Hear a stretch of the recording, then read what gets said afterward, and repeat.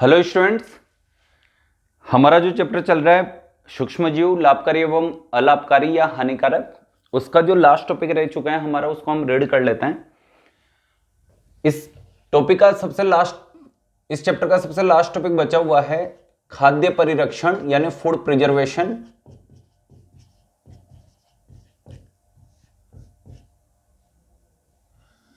अब सबसे पहले अपन ये समझ लेते हैं कि खाद्य परिरक्षण होता क्या है।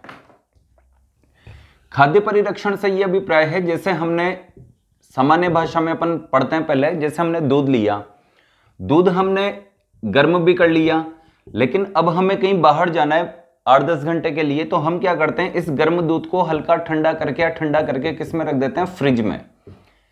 एक चीज तो ये हो गई। फ्रिज में रखने के बाद अपन निश्चिंत रहते हैं कि ये कम से कम 8-10 घंटे 12 घंटे प्रिजर्व रह जाएगा, सुरक्षित रह जाएगा।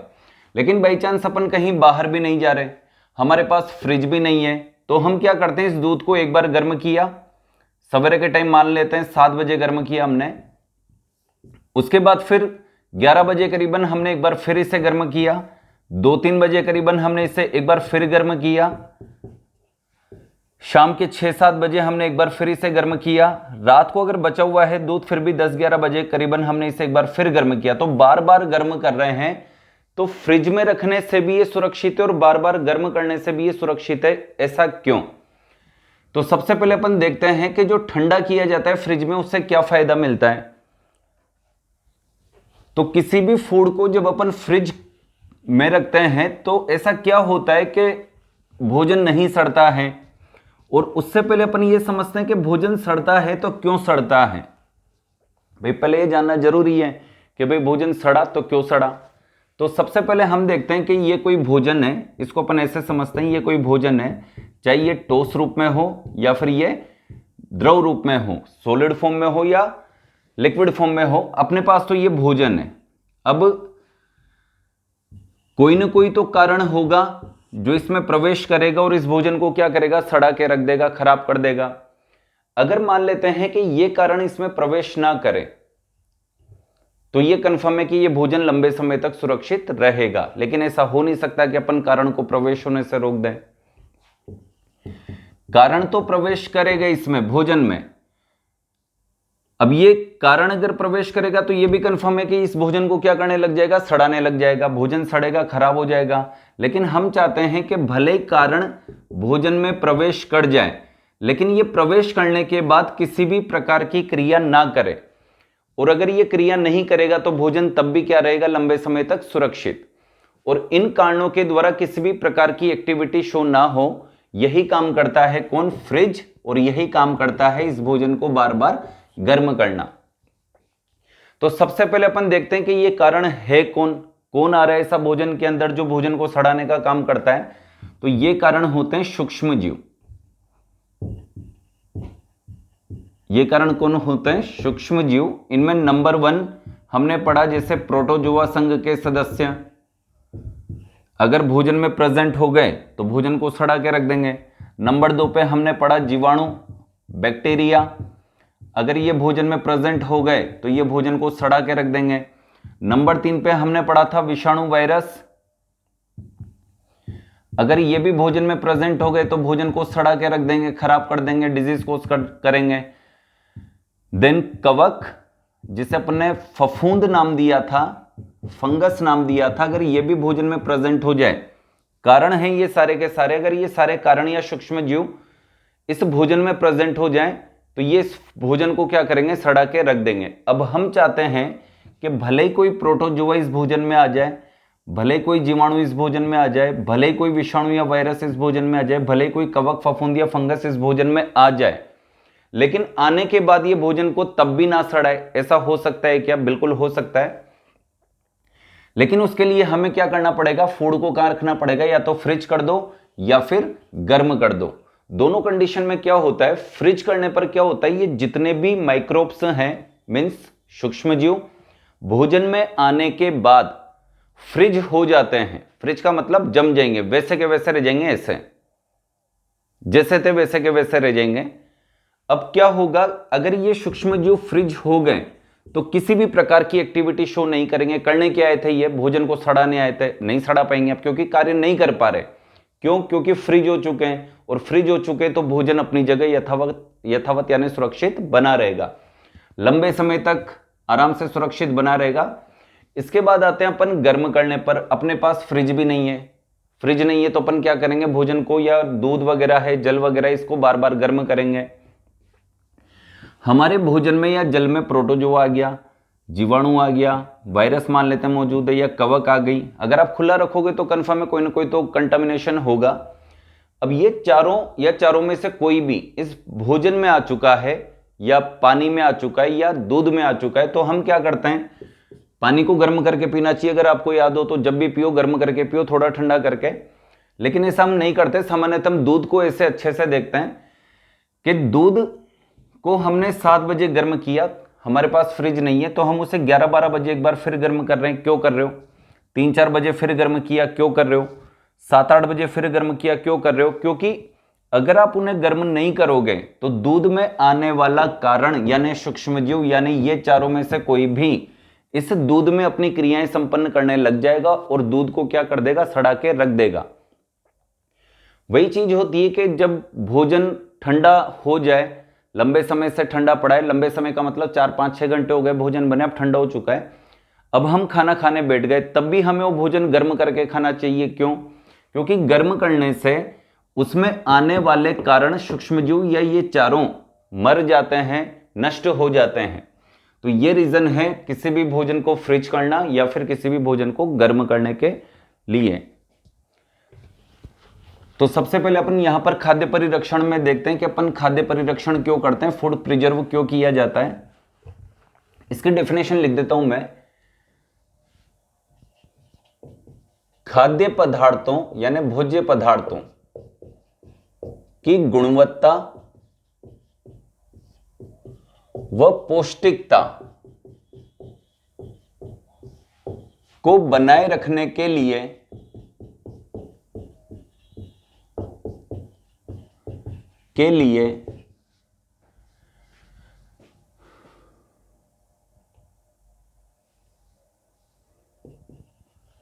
जिस विधि का उपयोग किया जाता है उसे खाद्य परिरक्षण यानी फूड प्रिजर्वेशन कहते हैं। अब अपने पास ही मैटर तो आ गया भाई, फूड प्रिजर्वेशन किसे कहते हैं, यानी भोजन की गुणवत्ता और पौष्टिकता अच्छी बनी रहे, वो खराब ना हो, नष्ट ना हो, दूषित ना हो, पॉइजनस जैसी स्थिति उसमें ना बने। इन सबसे बचने के लिए अपन क्या करते हैं, फूड प्रिजर्व करते हैं। डेफिनेशन हमने लिख ली, लेकिन अब अपन आगे बढ़ते हैं कि ये विधियां कौन कौन सी है। खाद्य परिरक्षण है तो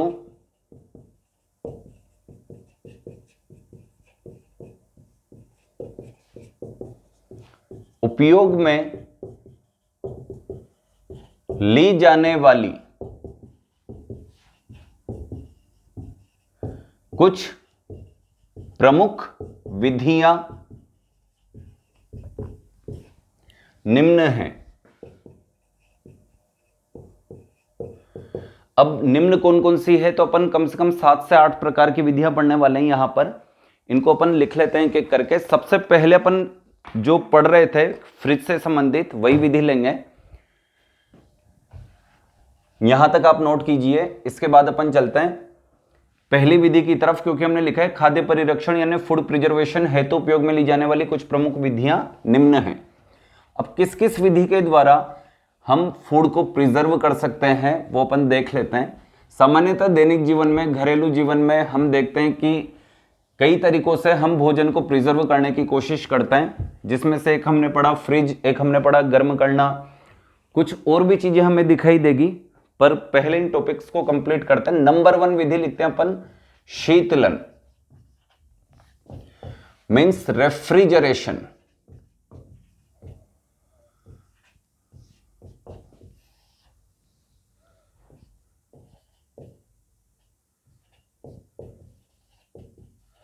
इस विधि के द्वारा भोजन को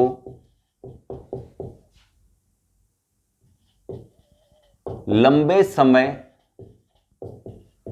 तक सुरक्षित रखने के लिए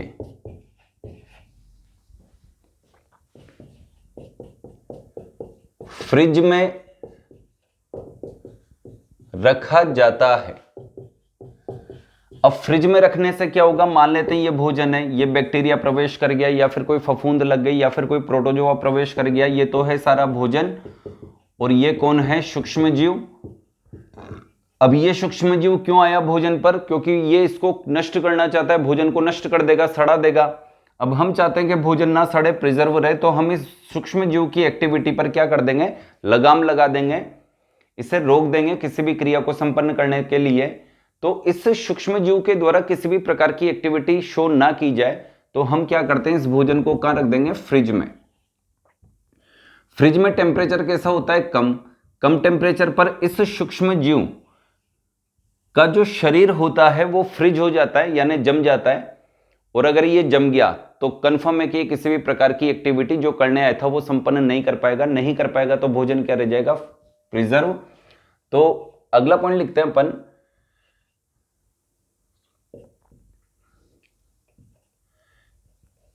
ऐसा करने से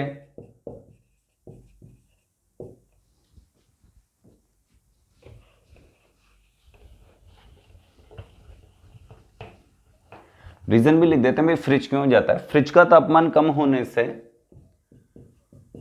फ्रिज का तापमान कम होने के कारण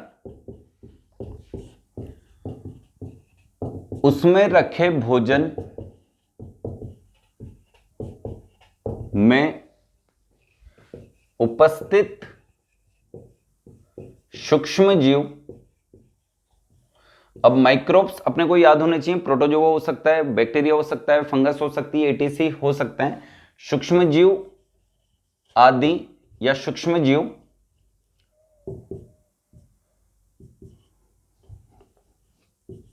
का शरीर। अब ये कोशिका के बने होते हैं तो इनका शरीर केवल एक कोशिकीय हुआ, यूनिसेलुलर। सूक्ष्म जीव का शरीर फ्रिज हो जाता है, फ्रिज का मतलब जम जाता है, जिसके कारण वह किसी भी प्रकार की उपापचयी क्रिया संपन्न नहीं कर पाते हैं,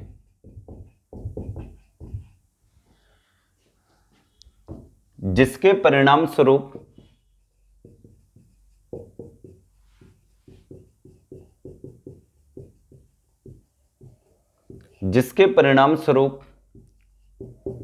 भोजन लंबे समय तक सुरक्षित रह जाता है। इसका एक जो बहुत अच्छा एग्जाम्पल है वो अपन लिखते हैं कि जो शीत ग्रह होते हैं, शीत ग्रह इंग्लिश में कहते हैं इसको कोल्ड स्टोरेज। ये आपने देखे होंगे कि हम घर में जो सब्जियां लाते हैं ज्यादा से ज्यादा पाव भर, आधा किलो, 1 किलो, 2 किलो मान लो, 3 किलो मान लो, या फिर घर में कोई सब्जी बनी भगोनी में, कटोरी में उसको रख दिया, आटा गूथा हुआ था बच गया उसको फ्रिज में रख दिया, दूध था उसको हमने फ्रिज में रख दिया, तो ब्रेड वगैरह लेके उसको फ्रिज में रख दिया, मक्खन वगैरह है, बटर आदि फ्रिज में रख दिए। अब क्या होता है कि ये छोटी छोटी चीजें कम क्वांटिटी में हैं तो हम इनको फ्रिज में रख सकते हैं। लेकिन मान लेते हैं कि हम 100 किलो सब्जी लेकर आए या 500 किलो सब्जी लेकर आए या 1000 किलो सब्जी लेके आए, या फिर हमारे सब्जी का बिजनेस है तो हम हजार किलो, 2-2 किलो सब्जियों का उत्पादन यानी प्रोडक्शन करते हैं। तो इनको कहाँ रखोगे, मान लो 1-2 दिन स्टोर करना है, 2-3 दिन स्टोर करना है, तो कहाँ रखोगे। तो उसके लिए हम एक ऐसे फ्रिज को ढूंढते हैं जो बहुत बड़ा हो आकार में, और ऐसा फ्रिज किसी मकान में या फिर बड़े प्लॉट पर बनाया जाता है, बाउंड्री करके छत वगैरह बनाकर उसके अंदर फ्रिज जैसा एनवायरनमेंट क्रिएट किया जाता है। तो ऐसा घर जो बिल्कुल फ्रिज जैसा वातावरण प्रदान कर दे उसे किस नाम से जाना जाता है, शीतगृह। और उन घरों के अंदर या इन शीत ग्रहों के अंदर किसको रखा जाता है? अधिक मात्रा में उत्पादित सब्जियों को, फलों को, और लंबे समय तक सुरक्षित रखा जाता है। तो फल व्यापारी, सब्जियों के व्यापारी अपनी सब्जी, फल आदि को लंबे समय तक सुरक्षित रखना चाहते हैं तो किस फ्रिज में रखेंगे? शीत ग्रह नामक फ्रिज में। शीत ग्रह, कोल्ड, ये फ्रिज नहीं है, ये केवल एक एनवायरनमेंट क्रिएट किया जाता है जैसा मैंने आपको बताया। शीत ग्रह ओब्लिक कोल्ड स्टोरेज में अधिक मात्रा में उपस्थित फलों व सब्जियों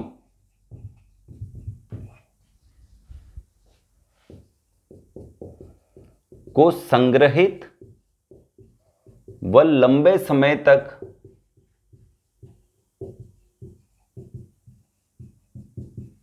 सुरक्षित रखा जाता है।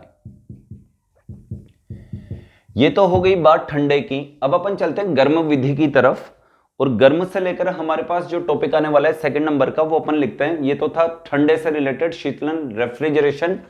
अब सेकंड नंबर का जो टॉपिक आने वाला है उसका नाम है निर्जमीकरण। सेकंड टॉपिक जो अपन लिखने वाले हैं, निर्जमीकरण, इसको इंग्लिश में कहते हैं स्टरलाइजेशन। कई बार आपने देखा होगा कि हम हॉस्पिटल में जाते हैं तो पहले ऐसा हुआ करता था, वर्तमान में तो स्थितियां बदल गई। पहले क्या होता था कि हम हॉस्पिटल में गए, हमने देखा कि नर्स एक सुई को ऐसे ओपन करके किसी जल से भरे पात्र, और जल भी कैसा? गर्म जल, उसमें ऐसे डुबो रही है, कुछ समय तक रख रही है, फिर उसको निकाला, उसमें मेडिसिन खींच के भरी और हमारे वो इंजेक्ट कर दी। लेकिन ये इंजेक्शन गर्म क्यों किया? क्योंकि ये इंजेक्शन पहले किसी अन्य रोगी को लगाया गया था। देन उसको लगने के बाद उसकी बॉडी से कोई माइक्रोब्स यहाँ निडल में ना लग जाए, और अगर लग भी गए हों तो उसको गर्म जल में डालकर उन सभी माइक्रोब्स को किल कर दिया जाता है। और जैसे वो माइक्रोब्स फ्री हो जाएगी निडल, देन किसी अन्य पेशेंट को वो निडल लगा दी जाती है। लेकिन देखने को ये मिला कि जो पेशेंट जिसको सेकंड नंबर पे ये निडल लगी, उसमें वो बीमारियां हो गई जो पहले वाले व्यक्ति को थी। इसका मतलब गर्म जल से भी कई बैक्टीरियाज, फंगस किल नहीं हो पाते हैं। तो ये इस बॉडी से, यानी जो पहले वाले जिसको इंजेक्ट किया था हमने, उसकी बॉडी से दूसरे की बॉडी में क्या हो जाता है? माइक्रोब्स ट्रांसफर हो जाते हैं। तो डिसीजन ये लिया गया कि वर्तमान में एक व्यक्ति को, एक रोगी व्यक्ति को एक ही निडल लगाई जाती है, यानी उसके लगाई गई निडल को किसी अन्य व्यक्ति के नहीं लगाया जाता, उसको यूज में लिया, फेंक दिया जाता है। एक व्यक्ति को निडल लगी, फेंक दिया जाता है, किसी अन्य व्यक्ति को निडल यूज में नहीं ली जाती। लेकिन वर्तमान में क्या होता है, एक विधि जो है निर्जमीकरण, इसको कहते हैं स्टरलाइजेशन।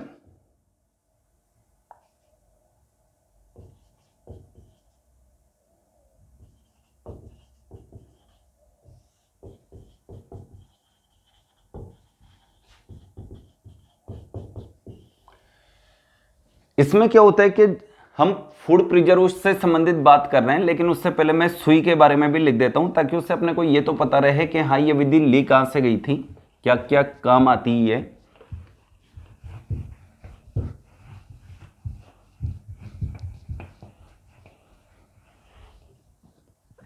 देखो, अस्पताल में इंजेक्शन आदि को सूक्ष्म जीव यानी माइक्रोब्स रहित करने के लिए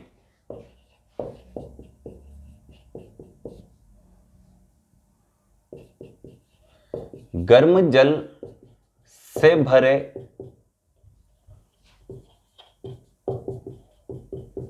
पात्र में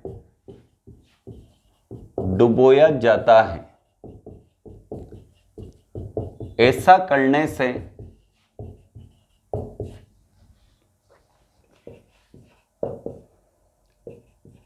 सुई पर लगे सूक्ष्म जीव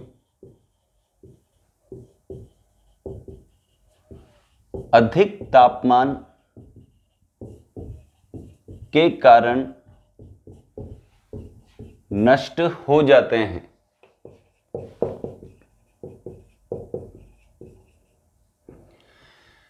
एक बात तो ये हुई।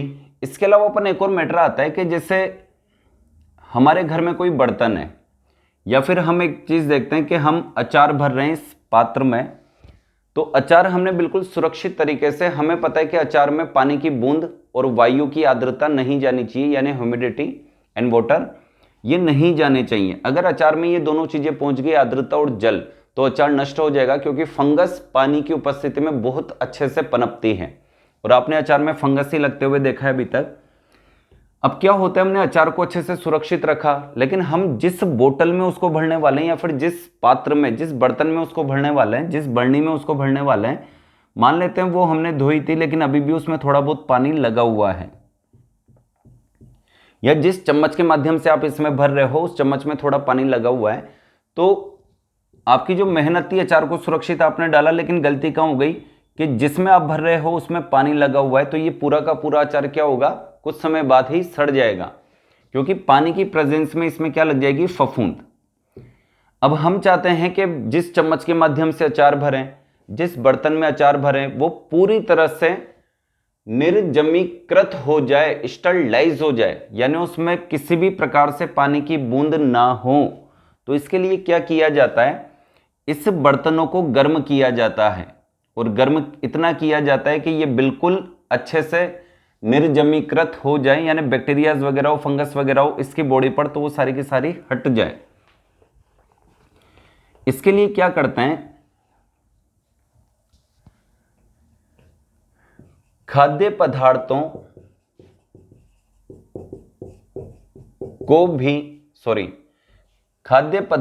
को जिन बर्तनों में भरा जाता है उन्हें भी इस विधि द्वारा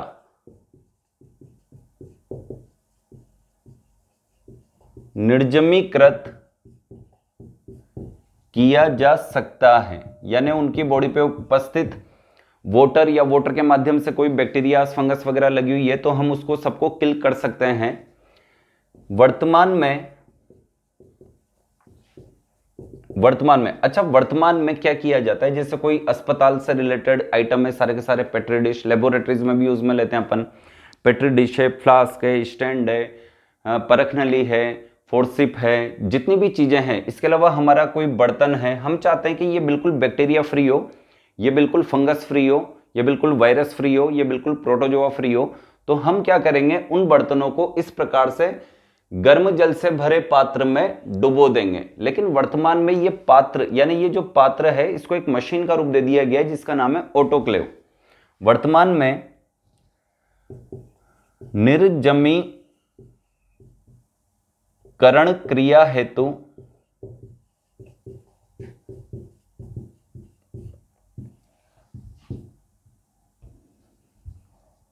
लेबोरेटरीज में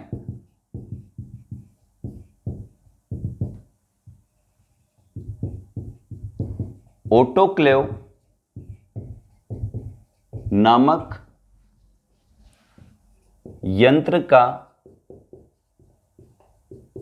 उपयोग किया जाता है। अब इसके बारे में मैं एक बात बता देता हूं। ऑटोक्लेव बिल्कुल प्रेशर कुकर की तरह होता है, बस ये बड़ा होता है, लंबा होता है, इसमें जल भरा रहता है अंदर, वही ऊपर एक गोला सा होता है और इससे ये ऐसे निकले रहता है। इसको घुमा घुमा कर ढक्कन खोला जाता है, बंद भी किया जाता है, और इसके अंदर जो भी चीज आपको रखनी है, बर्तन रख दो, फोर्सिप रख दो, अपरेटस जितने भी हैं, जैसे अन्य चीजें जैसे फ्लास्क, पेट्री डिश, फोर्सिप, स्टैंड, परख नली, जो भी चीज आप रखना चाहते हो, या फिर घर के बर्तन भी आप साफ करना चाहते हो निर्जमीकृत, bacteria free, fungus free, virus free, protozoa free, तो सारे के सारे बर्तन जो आप यूज में लेना चाहते हो, निर्जमीकृत करना चाहते हो, स्टरलाइज करना चाहते हो, वो सारे इस प्रेशर कुकर जैसे यंत्र में रख दो जिसका नाम क्या है, ऑटोक्लेव। तो वर्तमान में निर्जमीकृत क्रिया हेतु अब इसको क्या करते हैं, गर्म करते हैं। वही प्रेशर कुकर की तरह ये गर्म होता है, वही सीटी मारता है, 20 मिनट 30 मिनट के लिए रख दो, देन इसको बंद कर दिया जाता है, मशीन लाइट से चलता है ये, लाइट बंद करी, ये बंद हो जाएगा धीरे धीरे प्रेशर कुकर की तरह, ये भी ठंडा होगा। देन इसका ढक्कन अपन खोलेंगे, ढक्कन खुलेगा, भाप निकलेगी, तो दस्ताने पहन के, रबर के दस्ताने पहन के इसको बाहर निकाला जाता है, जितने भी बर्तन आपने यहाँ रखे। फिर उनको सुखा दिया जाता है थोड़ी देर, धीरे धीरे वो ठंडा होंगे, फिर आप उनको यूज में ले सकते हो। आगे पढ़ते हैं अपन। वर्तमान में निर्जमीकरण क्रिया हेतु लेबोरेटरीज में ऑटोक्लेव, यहां पे मैं मिटा देता हूं,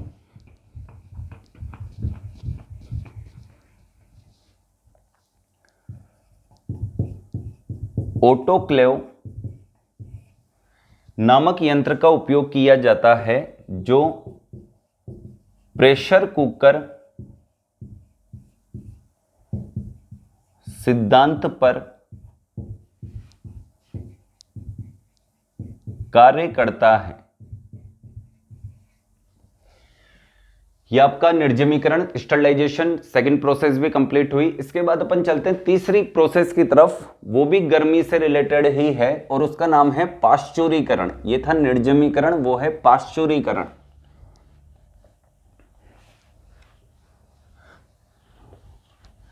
कई बार आप दूध की थैली लेकर आते हो तो उसमें एक लाइन लिखी रहती है पाश्चुरीकृत मिल्क। पाश्चुरीकृत मिल्क क्या है? सबसे पहले तो ये विधि किसने बनाई थी, किसने दी थी, किसने इस पर प्रैक्टिकल किए थे? सबसे पहले वो थे लुई पाश्चर, और उन्हीं के नाम पर ये तीसरी विधि अपन पढ़ रहे हैं, पाश्चुरीकरण मीन्स पाश्चुराइजेशन।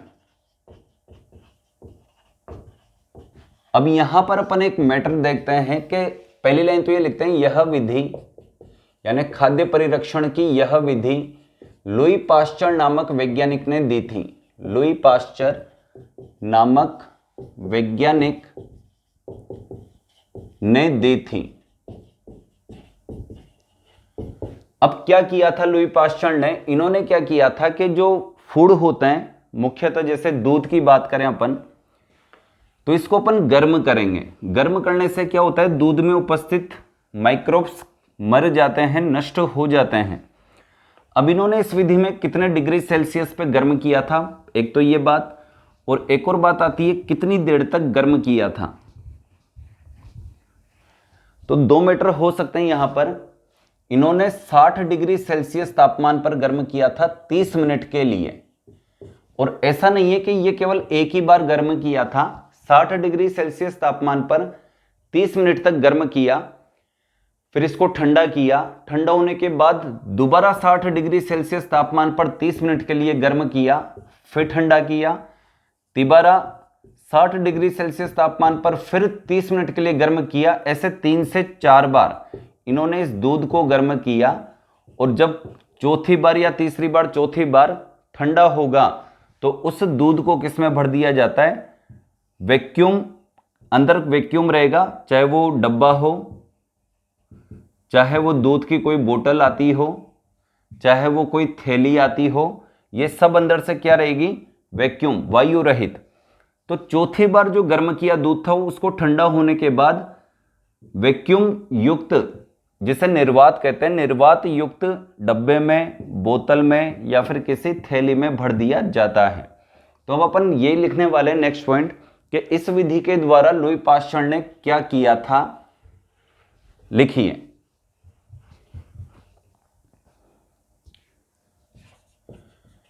इस विधि के अनुसार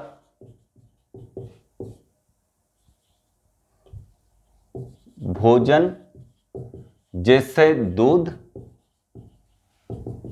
को 60 डिग्री सेल्सियस तापमान पर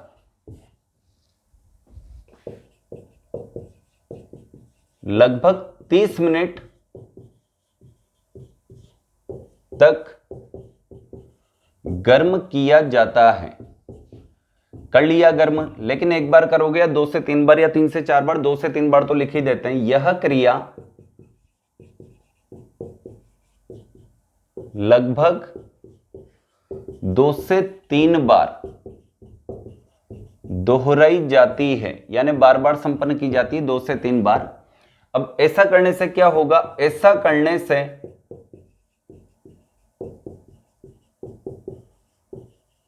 दूध में उपस्थित सूक्ष्म जीव नष्ट हो जाते हैं, जिसके परिणाम स्वरूप, अब सूक्ष्म जीव नष्ट हो गए तो रिजल्ट क्या निकला, जिसके परिणाम स्वरूप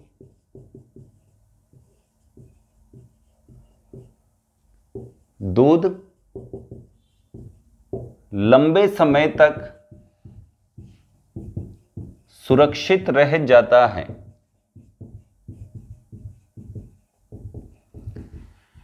ये लो, एक मैटर ये भी कंप्लीट हुआ अपना, जो अपन ने पढ़ा है पाश्चुरीकरण, पाश्चुराइजेशन। अब फाइनली क्या करेंगे, अंततः यानी जो लास्ट चल रहा है अपना, अंततः गर्म दूध को ठंडा करके वायु रहित डिब्बों, बोतलों व थैलियों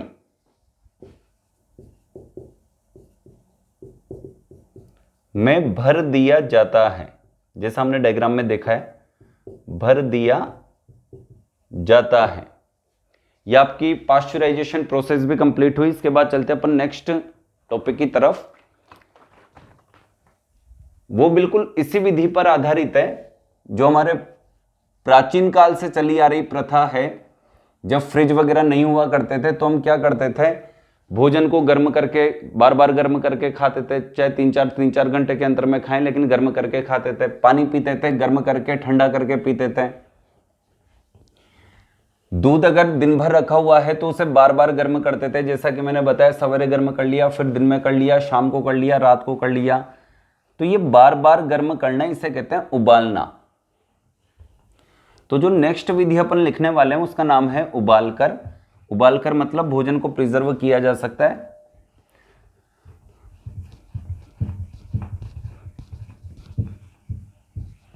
लिखिए, अगली विधि का नाम लिखो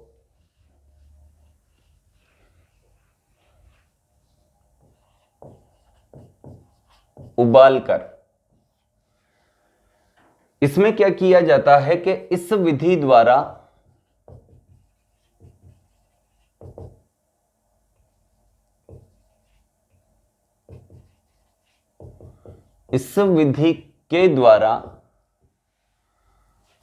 दूध व जल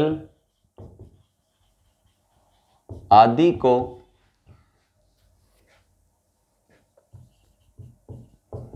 बार बार गर्म किया जाता है,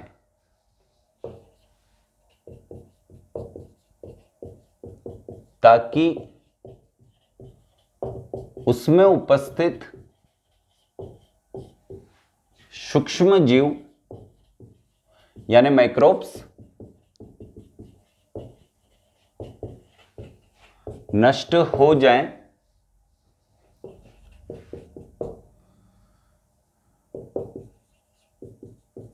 जिसके परिणाम स्वरूप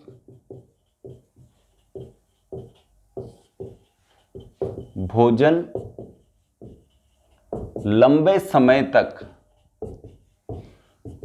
सुरक्षित रह सकें। ये लो, ये फाइनल तीसरी चौथी विधि भी अपनी कंप्लीट हुई। उबालकर पानी को, दूध को या फिर भोजन है उसको भी गर्म कर सकते हैं अपन। उसे उबालना तो नहीं कहेंगे लेकिन गर्म करना कह सकते हैं, बार बार गर्म करके। इसके अतिरिक्त यही लिख लेते हैं, उबालना तो नहीं आएगा इसमें, लेकिन चलो रहने दो। यह आपकी चौथी विधि भी कंप्लीट हुई। इसके बाद चलते हैं अपन अपनी अगली विधि की तरफ, जिसका नाम है निर्जलीकरण। इसमें क्या होता है, जैसा कि हमने पढ़ा था कि पानी एक ऐसा द्रव है जिसकी उपस्थिति में फंगस बहुत जल्दी पनपती है। अब हम अनाज जो होता है इसका भंडारण करना चाहते हैं, और हमें अच्छे से पता है कि अनाज का भंडारण कम से कम 12 माह के लिए तो किया जाता ही है। अगली फसल आएगी तब नया भंडारण करेंगे, लेकिन 12 माह के लिए तो किया जाता है। अब यदि जो गेहूं है, चावल है या फिर मक्का है, अगर इनमें गीलापन है, यानी इनका बीज गीला है, अभी सूखा नहीं है, तो और अपन ने इसका भंडारण कर लिया, तो गर्मी के कारण जो अंदर ही अंदर उमस उत्पन्न होगी या सड़न पैदा होगी, ये सारा का सारा जो गेहूं है, पानी की उपस्थिति के कारण इसमें कौन पनप जाएगी? फंगस। और फंगस लग जाएगी तो सारा गेहूं, सारा चावल, सारा मक्का, जो भी फसल आपने संग्रहित कर रखी है, कवक के कारण यानी फंगस के कारण, फफूंद के कारण, वो क्या हो जाएगी? धीरे धीरे खराब होने लग जाएगी, नष्ट होने लग जाएगी। अब अपन चाहते हैं कि ये गेहूं 12 महीने तक खराब ना हो, हमारी जो फसल है वो लंबे समय तक सुरक्षित रहे, बोरियों में पैक रहे, बिल्कुल सुरक्षित रहे। तो हम क्या करेंगे? इस गेहूं के दाने में से जल को निकाल देंगे, माइनस कर देंगे। अब ये जल इस गेहूं के दाने या फसल के दानों में से कैसे माइनस होगा? धूप में सुखा दो। धूप में सुखाने से क्या होगा? कड़ी धूप के कारण जल वाष्प बन के निकल जाएगा और बीज जो है, चाहे वो गेहूं का हो, चावल का हो, मक्के का हो, सरसों का हो, बीज कैसा हो जाएगा? सूख जाएगा। तो ये एक अच्छी विधि है, इसको भी अपन लिख लेते हैं। इसे कहते हैं निर्जलीकरण। किस नाम से जाना जाता है इसे? निर्जलीकरण यानी डिहाइड्रेशन।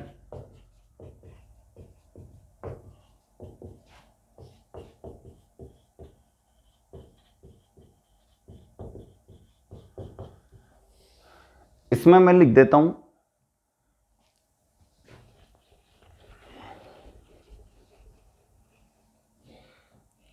इस विधि के द्वारा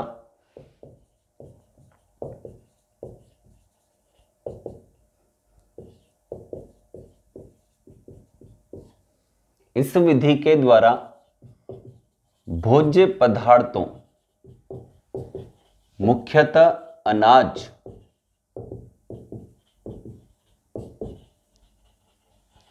आदि को कड़ी धूप यानी कड़ाके की धूप में रखकर सुखो दिया जाता है। रखकर जल रहित, ऐसा लिखेंगे अपन, जल रहित ओब्लिक सुखो दिया जाता है।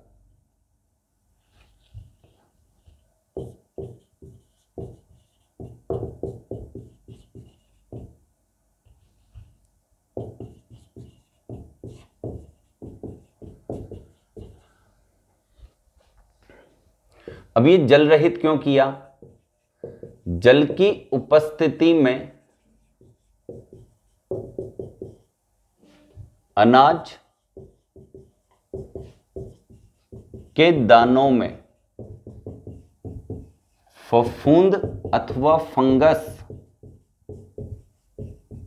लगने की संभावना बहुत अधिक हो जाती है, जिससे फसल या अनाज सड़ सकती है, सड़ जाती है।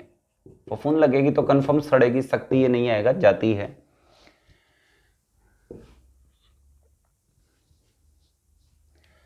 जल रहित हो जाने के बाद सूखा अनाज लंबे समय तक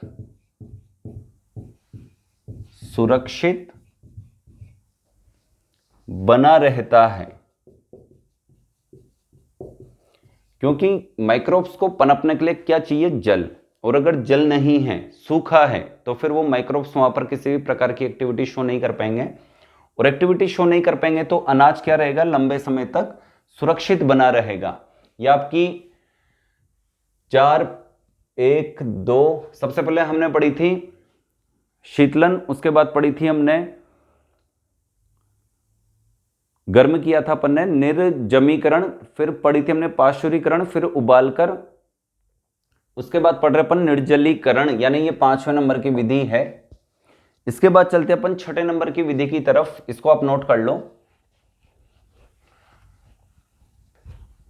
6 नंबर की जो विधि है काफी इंटरेस्टिंग है। मान लेते हैं कि पूरे शहर में जल की सप्लाई करनी है। अब पूरे शहर में जल की सप्लाई करनी है तो गर्म करके ठंडा करके सप्लाई करो, ये तो सबसे अच्छा मेथड है। लेकिन इतनी अधिक मात्रा में उपस्थित जल को गर्म करके ठंडा करके शहर में सप्लाई नहीं की जा सकती। तो फिर जल जो टंकियों में, बड़ी बड़ी टंकियों में लंबे समय तक पड़ा हुआ है, न तो आप उसे गर्म कर सकते हैं, तो फिर संरक्षण या सुरक्षित कैसे रखोगे, उस जल को सुरक्षित कैसे रखोगे जो बड़ी बड़ी टंकियों में पड़ा हुआ है सप्लाई करने के लिए। तो एक नेक्स्ट यहां पे मैटर आता है। अगली विधि है 7 नंबर चल रही है,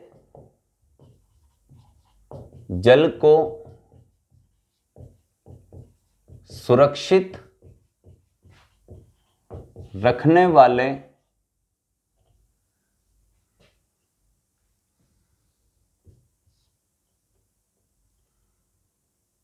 चलो एक पॉइंट और लिखते हैं अपन पहले यहां पर, तेल, सिरका, चाशनी व नमक आदि का प्रयोग करके। अच्छा, आदि का प्रयोग करके अपन क्या कर रहे हैं, फूड प्रिजर्वेशन जो हमारा टॉपिक है, खाद्य परिरक्षण। अब खाद्य परिरक्षण कर रहे हैं हम तेल का उपयोग, सिरका का उपयोग, चाशनी, नमक आदि का उपयोग करके। तो सबसे पहले अपन उदाहरण लेते हैं तेल का। हमने अचार जब भी भरा है तो किस में डुबोकर भरा है, तेल में, क्योंकि तेल की उपस्थिति में सूक्ष्म जीव पनप नहीं पाते, किसी भी प्रकार की एक्टिविटी शो नहीं कर पाते, और पनप नहीं पाएंगे तो फिर वो किसी भी भोज्य पदार्थ को नष्ट या सड़ाने का काम भी नहीं कर पाएंगे। एक चीज तो ये हुई।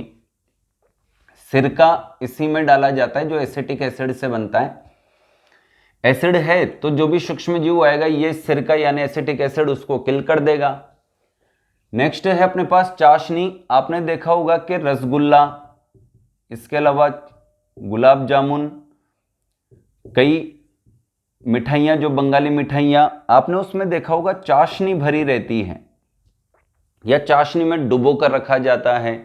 तो चाशनी क्या करती है, चाशनी में अगर कोई सूक्ष्म जीव आ भी जाए तो ये उसकी बॉडी में उपस्थित जो जल होता है उसको बाहर निकाल लेती है। अब अगर इस सूक्ष्म जीव की बॉडी से जल बाहर आ जाएगा तो फिर ये किसी भी काम की नहीं रहेगी, क्योंकि जो भी है हमारे शरीर में वो क्या है, जल, और जल की उपस्थिति में ही हम या सूक्ष्म जीव विभिन्न प्रकार की उपापचयी क्रियाएं संपन्न कर पाते हैं।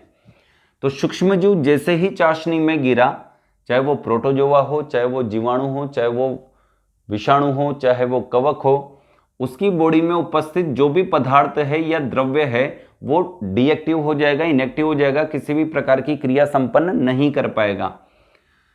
तो जैसे ही सूक्ष्म जीव इस मिठाई, रसगुल्ले या गुलाब जामुन की चाशनी में गिरता है, इसका जल बाहर आएगा। बाहर आने के बाद ये सूक्ष्म जीव किसी भी प्रकार की उपापचयी क्रिया संपन्न नहीं कर पाएगा, क्योंकि उपापचयी क्रियाएं किसकी उपस्थिति में संपन्न होती है, जल, और जल इसकी बॉडी से बाहर आ चुका है। कहां आ चुका है, चाशनी में। एक और लेते हैं अपन नमक। मान लेते हैं कि आपने किसी अमरूद को या एप्पल को काट लिया चाकू से। अब चाकू से काट तो लिया, 2 भाग भी कर दिए, ये लो, एक ये रहा और एक ये रहा। लेकिन काटने के बाद आपको लगा कि अभी नहा के आ जाते हैं या बाहर किसी ने आवाज दी वहां होके आ जाते हैं, तो आप उस कटे हुए फल को ऐसे ही छोड़ के चले गए। पीछे से क्या होगा, बैक्टीरियाज आएंगे, फफूंद यानी फंगस आएगी, उसको कंटामिनेट करेगी, इसकी बॉडी पर लग जाएगी। अब थोड़ी देर बाद आप आए और आपने बड़े प्यार से इसको खा लिया, यानी माइक्रोब्स कहां चले गए, आपकी बॉडी में क्या करेंगे, डिजीज कोज करेंगे, फूड पॉइजनिंग करेंगे। अब हम चाहते हैं कि हमने काट तो दिया लेकिन इस पर किसी भी प्रकार का कोई माइक्रोब्स ना लगे, तो हमें क्या करना चाहिए, इस कटे हुए भाग पर नमक छिड़क कर चले जाना चाहिए। नमक क्या करता है, नमक सूक्ष्म जीवों को किल करने का कार्य करता है, और जैसे ही आप नमक लगा के गए, इस पे अगर कोई बैक्टीरिया, फंगस, प्रोटोजोआ ऐसा कोई आता है तो फाइनली उसकी क्या हो जाएगी, डेथ, और फल क्या रहेगा, सुरक्षित। और आने के बाद क्या करना है आपको, केवल इसको पानी से धोना है और फाइनली खा लेना है। इसके बाद चलते हैं अपन, एक लाइन लिख लेते हैं बस यहां पर कि तेल, चाशनी, सिरका, नमक ये क्या कार्य करते हैं, ये सूक्ष्म जीवों को किल करने का कार्य या उनकी उपापचयी क्रियाओं को रोकने का कार्य करते हैं।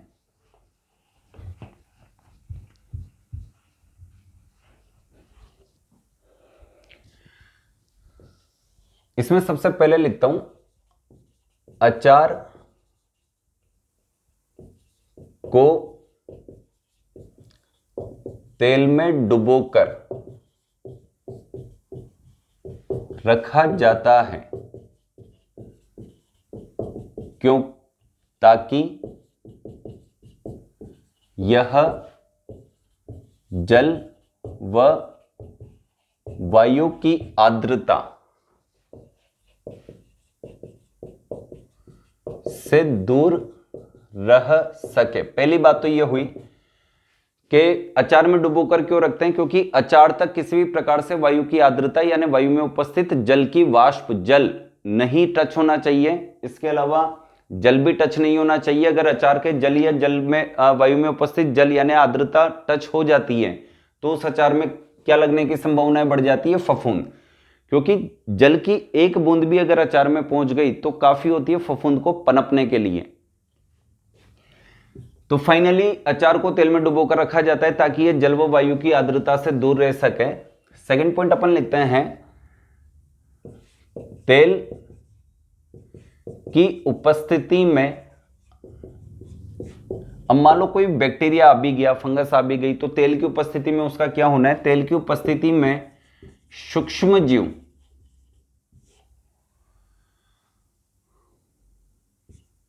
किसी भी प्रकार की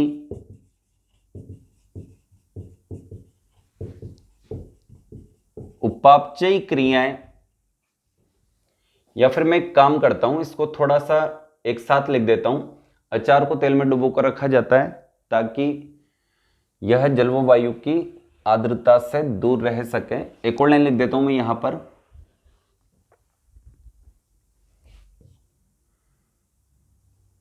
तेल व सिरका दोनों एक साथ लिखना है यहां पर। तेल और सिरका, तेल यहां काम आ गया अचार में, रसगुल्ला, गुलाब जामुन व बंगाली मिठाई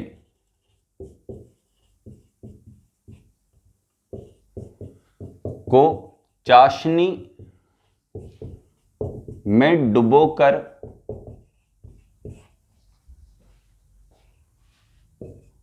रखा जाता है। एक और लिखते हैं, कटे फलों को सूक्ष्म जीवों से सुरक्षा प्रदान करने के लिए उनके कटे हुए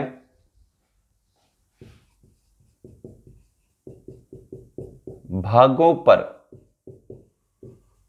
नमक छिड़क दिया जाता है। अब ये सारे के सारे क्या करते हैं, जो सूक्ष्म जीवों से बचा लेते हैं। तो लास्ट पॉइंट लिख रहा हूं मैं, तेल, सिरका, चाशनी व नमक की उपस्थिति में सूक्ष्म जीवों के शरीर, अब शरीर इनका एक ही कोशिका का बना है, के शरीर में उपस्थित जल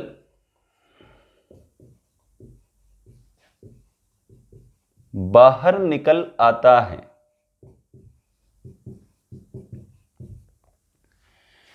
इस क्रिया को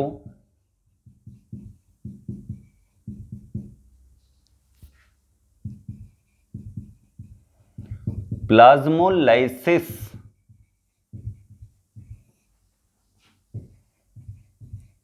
कहते हैं, जिसके परिणाम स्वरूप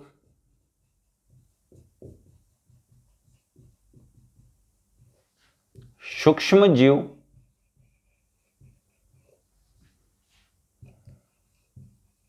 निष्क्रिय हो जाते हैं, या फिर कंप्लीट लिखता हूं, जिसके कारण सूक्ष्म जीव किसी भी प्रकार की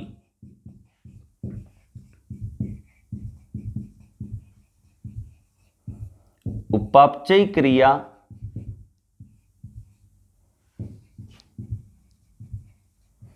संपन्न नहीं कर पाते हैं।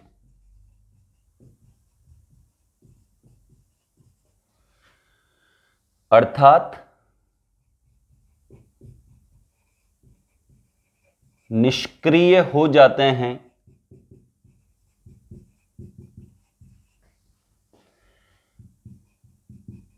ऐसा होने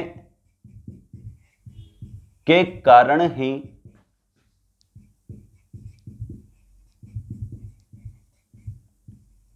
यह भोज्य पदार्थ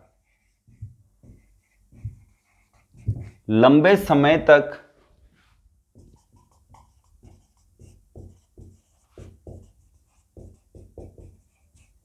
सुरक्षित बने रहते हैं।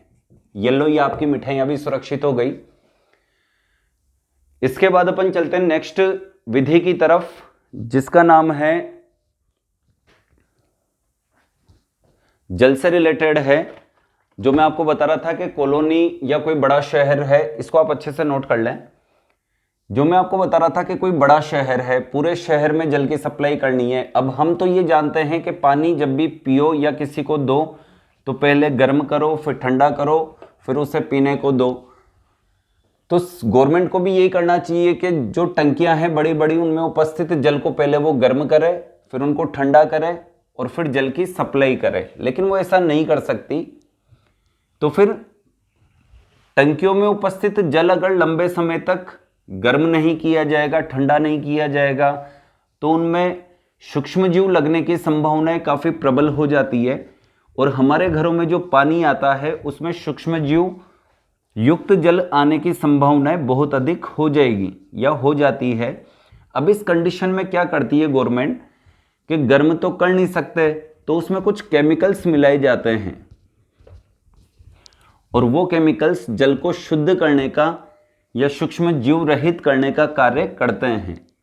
कभी कभी आपने देखा होगा कि हमारे घरों में जो जल आता है नलों के माध्यम से, जब हम उसको पीते हैं तो अजीब सा लगता है, ऐसा लगता है जैसे आज इसमें कोई दवाई डाली गई हो। तो दवाइयां कौन कौन सी है, नेक्स्ट विधि में पढ़ते हैं अपन। नंबर 8, जल को शुद्ध करने हेतु उपयोग में उपयोगी रसायन। इसके द्वारा भी देखो, भोजन एक प्रकार का जल, तो इसको भी शुद्ध किया जा सकता है। इसमें मैं लिख देता हूं, जल को शुद्ध करने के लिए उसमें निम्न रसायन मिलाए जाते हैं। जैसे कि सबसे पहले देखिए आप, इसमें एक रसायन मिलाया जा रहा है फिटकरी। सेकंड नंबर पे देखो पोटेशियम परमैंगनेट,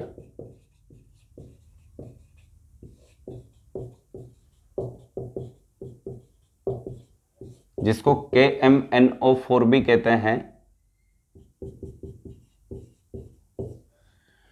तीसरे नंबर पर देखो क्लोरीन गैस Cl2। लेकिन ये क्लोरीन गैस एक केमिकल के माध्यम से प्रवाहित की जाती है जल में और उसका नाम है, ऑब्लिक करके लिख देता हूं, कैल्शियम हाइपोक्लोराइट। या फिर हम पहले चलो ठीक है ऐसे लिखते हैं, कैल्शियम हाइपोक्लोराइट।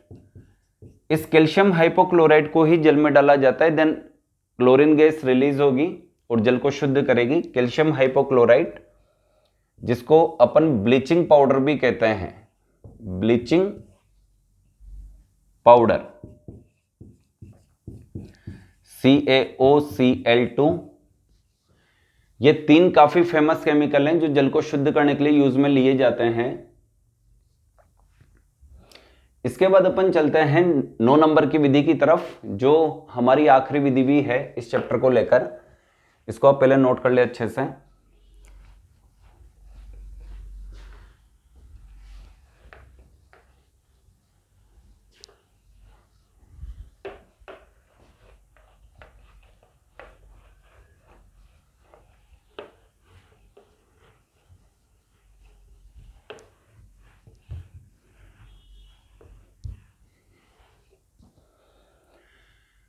9 नंबर की विधि हो गई। 10वें नंबर की विधि अपन लिख लेते हैं। जैसे मार्केट में कई फूड ऐसे भी आते हैं जैसे कि जैम, जेली, इसके अलावा टोमेटो सॉस,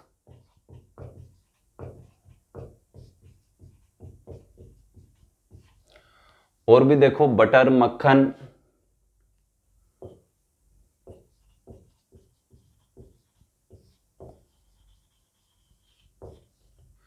इसके अलावा स्क्वैश भी आता है, स्क्वैश आदि भोज्य पदार्थों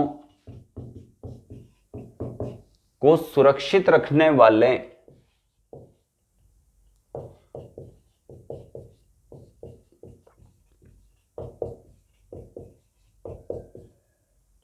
रसायन।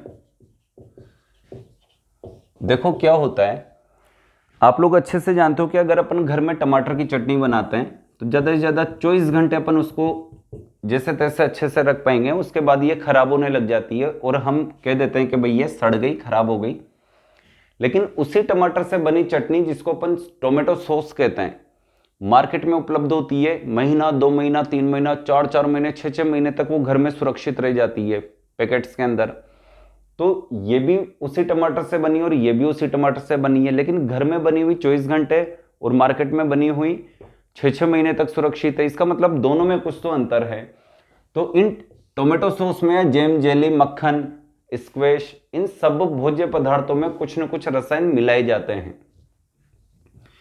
ये रसायन भले इन भोजन को लंबे समय तक सुरक्षित रख दें, लेकिन ये हमारी बॉडी पर निगेटिव इंपैक्ट डालते हैं। और मेरे हिसाब से इन डिब्बा बंद सामग्रियों का प्रयोग बिल्कुल भी नहीं करना चाहिए, क्योंकि ये हार्ट अटैक का कारण भी बनती है, नर्वस सिस्टम को कमजोर करने का कार्य करती है, ब्रेन पावर को, विल पावर को कम करती है, जो ह्यूमन एक्टिविटी है उनको कम करती है। तो जितना हो सके ताजा चीजों का उपयोग करें, डब्बा बंद सामग्रियों का उपयोग करना छोड़ दें। अब अपना ये मैटर है कि अपने को तो केवल ये बताना है कि कौन कौन सी ऐसी केमिकल्स हैं जो इन सब भोज्य पदार्थों को सुरक्षित रखने का कार्य करते हैं। तो लिख लेते हैं अपन, केवल एक लाइन है यहां पर। इन सभी भोज्य पदार्थों को लंबे समय तक सुरक्षित रखने के लिए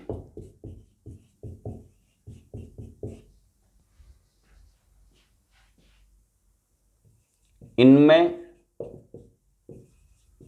कुछ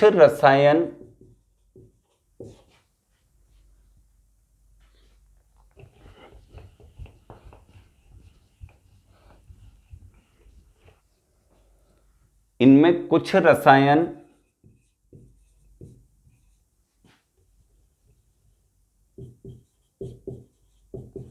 मिलाए जाते हैं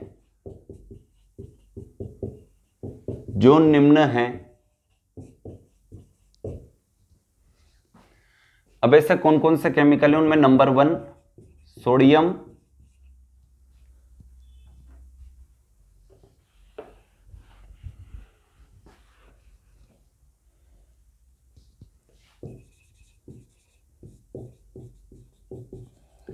कुछ रसायन मिलाए जाते हैं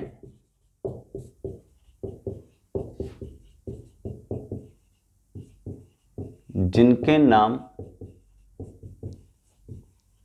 अन्न हैं। अब सबसे पहले जो आ रहा है उसका नाम देख लो आप, उसका नाम है सोडियम बेंजोएट।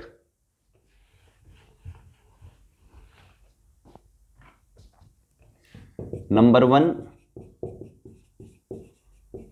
Sodium benzoate. दूसरा है पोटेशियम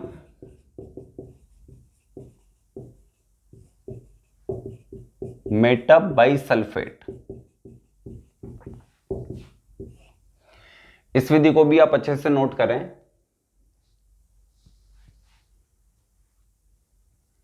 इसके बाद हम एक चीज देखते हैं कि फूड को विभिन्न तरीकों से हमने प्रिजर्व किया और फूड 24 घंटे करीबन हम सामान्य तौर पर हमारे घरों में भी सुरक्षित रख सकते हैं, लेकिन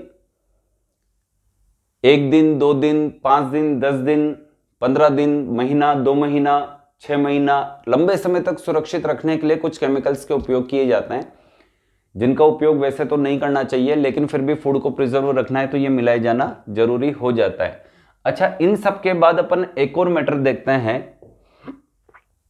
मान लेते हैं कि हमने जो हमारा बर्तन था, एक विधि पढ़ी थी हमने, ऑटोक्लेव नामक यंत्र जो प्रेशर कुकर सिद्धांत पे कार्य करता है।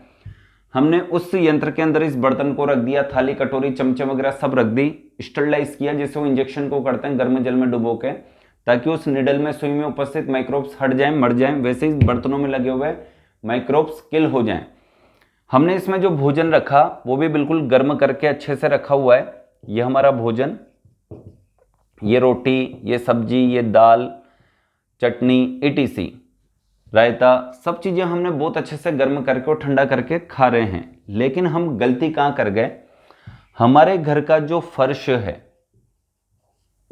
और हमारे जो हाथ हैं, हमने न तो हमारे हाथ धोए और ना ही हमने हमारा फर्श धोया। अब अगर ये 2 माइनस पॉइंट रह गए तो आपकी जितनी भी मेहनत थी ये सारी की सारी क्या हो जाएगी? बेकार। तो हम क्या करते हैं, हमारे भोजन को सुरक्षित रखने के लिए हमें खाना खाने से पहले या बाहर से आने के बाद हाथ धोने चाहिए, और जो जिस फर्श पे अपन बैठकर खा रहे हैं उस फर्श को भी अच्छे से साफ करना चाहिए। आपने अगर देखा हो तो जो हमारे पूर्वज थे वो क्या किया करते थे, जो संत वगैरह हुआ करते थे वो क्या करते थे, जिस स्थान पे खाना खाने बैठते थे पहले उस स्थान को अच्छे से साफ करते थे, यानी फर्श को साफ किया। देन उससे भी पहले वो अपने हाथ साफ करते थे, अच्छे से धोते थे, फर्श पे साफ किया, हाथ धोए। उसके बाद जहां पे जब वो थाली रखते हैं तब भी पानी से चारों तरफ एक बाउंड्री बनाते हैं ताकि कोई कीट वगैरह या कोई चींटी वगैरह अंदर प्रवेश न कर पाए। तो ये दोनों चीजें जो है काफी इंपॉर्टेंट होती है भोजन के लिए। तो हम एक 11वां पॉइंट और यहां पे नोट कर लेते हैं, क्योंकि वो भी फूड प्रिजर्वेशन के लिए काफी जरूरी होता है। अगला पॉइंट लिखेंगे अपन,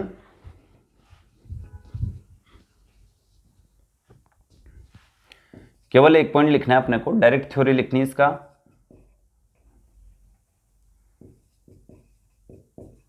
हाथों को साबुन से धोकर ही भोज्य पदार्थों को स्पर्श करना चाहिए।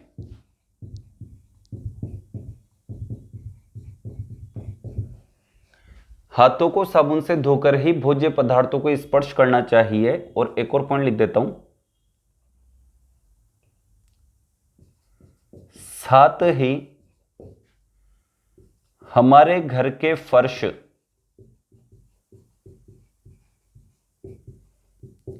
को भी प्रतिदिन फिनाइल से साफ करना चाहिए। अब क्या होगा ऐसा करने से? ऐसा करने से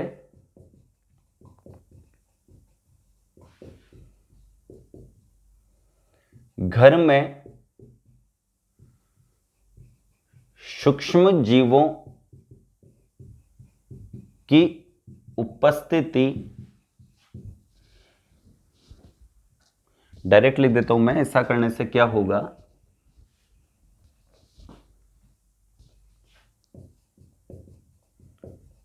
ऐसा करने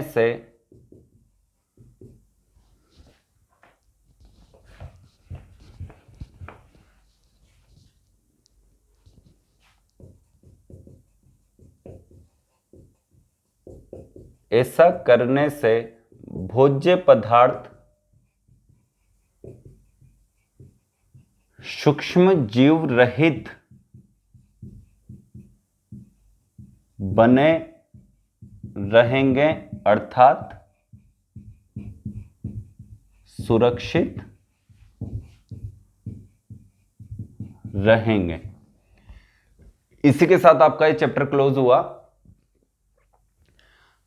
और काफी अच्छी बात ये भी है कि ये हमारा तीसरा चैप्टर है जो क्लासेस ऑनलाइन में ले रहा हूं यहां पर, उसका तीसरा चैप्टर है ये, जो आज दी एंड हो चुका है। सबसे पहले जो मैंने चैप्टर यहां पे लिया था फूड एंड न्यूट्रिशन, उसके बाद हमने लिया था ह्यूमन डिजीज, उसके बाद हमने लिया ये वाला चैप्टर माइक्रोब्स, जो बेनिफिशियल और हार्मफुल दो तरीके से हमने पढ़ा। और काफी अच्छा लगता है, अच्छे कमेंट्स आते हैं बच्चों के कि सर इसी तरह से हमें रेगुलर पढ़ाया करोगे या नहीं, या क्लासें रुक जाएगी। तो निश्चिंत रहें, प्रयास पूरा रहेगा कि जितना भी मुझसे होगा मैं बिल्कुल आप लोगों के लिए एक अच्छी से अच्छी क्लास यहाँ पर प्रोवाइड करता रहूं। और जो भी ज़रूरतमंद विद्यार्थी हैं उनको ये सारा जो चैनल है मेरा ये शेयर करें और सब्सक्राइब करने के लिए कहें, ताकि ज़रूरतमंद विद्यार्थियों तक ये जो मेरा प्रोग्राम है फैलाने का ये पहुँच जाए। और बाकी अपन मिलते हैं नेक्स्ट वीडियो में।